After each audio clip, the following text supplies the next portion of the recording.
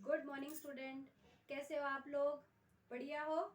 चलो, तो आज मैं आप लोगों को बहुत सुंदर पाठ पढ़ाने वाली हूँ। ठीक है, पहले आप लोगों से कुछ प्रश्न पूछूंगी। आप लोगों ने गांव तो देखा होगा, देखा है। बहुत बच्चे लोग अभी दीपावली की छुट्टियों में गांव गए होंगे। गर्मियों की छुट्टियों में हम लोग सभी गांव जाते हैं, है ना। तो गांव में कैसा लगता है? मुझे तो बहुत अच्छा लगता है। मैंने गांव देखा है और वहाँ का आसपास का वातावरण, खुली हवा, हरे हरे खेत, यानी वहाँ से वापस आने की इच्छा ही नहीं होती। आप लोगों को भी ऐसी लगता होगा। ठीक है। और गांव में जो लोग हैं, वहाँ पे रहने वाले लोगों का मुख्य व्यवसाय कौन सा होता है? खेती, है ना। खेती करते हैं वो लोग। और ये हो गई अब गांव की बात। ठीक है। अब आप लोगों से पूछ रही हूँ मैं कि आप लोग आपके घर में आपके भाई बहन इनकी मदद करते होंगे। किन किन कामों में आप उन लोगों की मदद करते हो?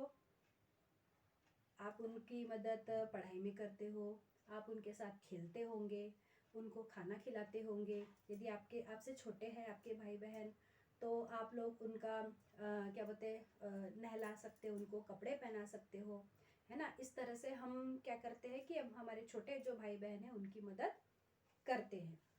ठीक है। उसके बाद में ये तो घर पे हो गया। स्कूल में आपके जो फ्रेंड्स रहते हैं, आपके क्लासमेट जो रहते हैं, उनकी क्या हेल्प कर सकते हो आप? उनके साथ भी आप टिफिन शेयर करते होंगे, है ना। उसके साथ ही यदि आपके जो फ्रेंड्स हैं वो एब्सेंट रहते हैं, यदि वो स्कूल नहीं आते, तो आप उनको जो क्लास में जो भी पढ़ाया गया वो बताते हो, है ना। फिर उनको कॉपी देते हो, यानी पढ़ाई में आप उनकी मदद करते हो। ठीक है। तो आज जो मैं आपको पाठ पढ़ाने वाली हूँ वो बहुत ही सुंदर पाठ है। उसमें दो भाइयों की कहानी है जो आपस में एक दूसरे से बहुत प्यार करते हैं, और इसी प्रेम के कारण वो एक दूसरे की मदद करना चाहते हैं, वो भी कैसे? बिना बताए। लेकिन आखिरी में क्या होता है कि वो पकड़े जाते हैं, और जब वो पकड़े जाते हैं तो एक दूसरे को गले से लगा लेते हैं। ठीक है। तो आज हम कौन सा पाठ पढ़ने वाले हैं? आपके पाठ्य पुस्तक में पेज नंबर 29 पर भाई भाई का प्रेम। ठीक है।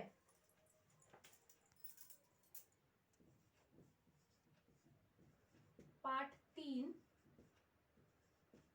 भाई भाई का प्रेम। ठीक है। ये भाई जो दो भाई भाई रहते हैं वो गांव में रहते हैं। ठीक है। चलो, तो मैं पढ़ूंगी, आप लोगों को अच्छे से सुनना है और उंगली रखना है जहां पर मैं पढ़ रही हूँ। शब्दों का उच्चारण किस तरह से किया जाता है वो आपको ध्यान से सुनना है। ठीक है। मनोहरपुर नामक एक सुंदर गांव था। गांव की मिट्टी बहुत उपजाऊ थी, अतः गांव के अधिकांश लोग खेती किया करते थे। इसी मनोहरपुर में दो भाई रहते थे। दोनों किसान थे। उनके घर अलग अलग थे, पर दोनों में बड़ा प्रेम था। दोनों भाई हमेशा एक दूसरे की भलाई की बात सोचा करते थे। तो गांव का नाम रहता है मनोहरपुर, और वो गांव जो रहता है वो बहुत ही अच्छा रहता है, बहुत ही सुंदर रहता है। और वहाँ पे अधिकांश लोग जो थे वो कैसे थे? किसान थे, खेती करने वाले रहते। ठीक है। और वहाँ की मिट्टी जो रहती है वो बहुत उपजाऊ रहती है, अतः गांव के अधिकांश लोग खेती किया करते थे।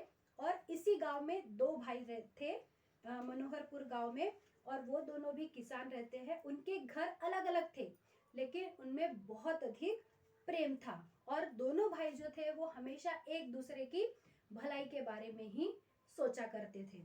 ठीक है। ये एक पैराग्राफ हुआ। अब हम इसमें से देखेंगे कि कौन कौन से कठिन शब्द है।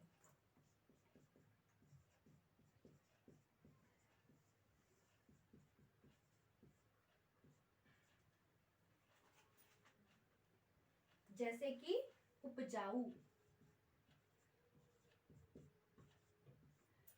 उपजाऊ, उपजाऊ यानी क्या बोली, क्या बताई थी मैंने आप लोगों को? उपजाऊ यानी कि खेती के लिए जो इंग्लिश में बोलते हैं आप लोग फर्टाइल, है ना, खेती के लिए जो उपयुक्त जमीन रहती है, धरती रहती है वो। तो इसके लिए हम क्या कहेंगे, कृषि। कृषि यानी खेती, खेती के लिए उपयुक्त। ठीक है, उसके बाद में अधिकांश। अधिकांश यानी उस गांव में रहने वाले जो लोग थे वो अधिकांश यानी ज्यादातर, या हम अधिकतर ऐसा भी बोल सकते हैं, ज्यादातर। ठीक है, फिर जो दोनों भाई थे वो एक दूसरे की भलाई के बारे में बातें करते थे हमेशा। तो भलाई, भलाई यानी नेकी। ठीक है, या तो फिर हम क्या बोल सकते हैं, एक दूसरे की अच्छाई के बारे में, यानी बुरा नहीं सोचते थे, अच्छाई।